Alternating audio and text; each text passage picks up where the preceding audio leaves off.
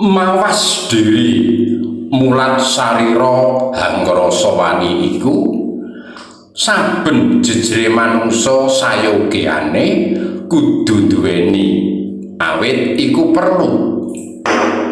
Mawas diri kuwi jimat utawa pusaka utawa ilmu kang paling luhur awit tembung mau minangka dadi kontrol utawa saringan utawa kendali sekabehing arep tumindak.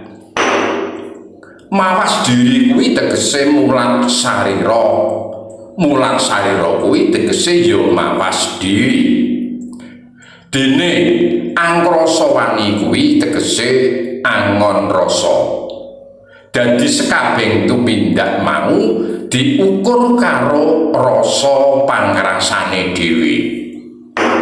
Kanthi mengkono wong kang wis ngenggoni rasa lan pangrasane mau sekabehing pangucap ucapan solah bawa tumindak pakartine mau tansah ditaliti kebak ing pangati-ati.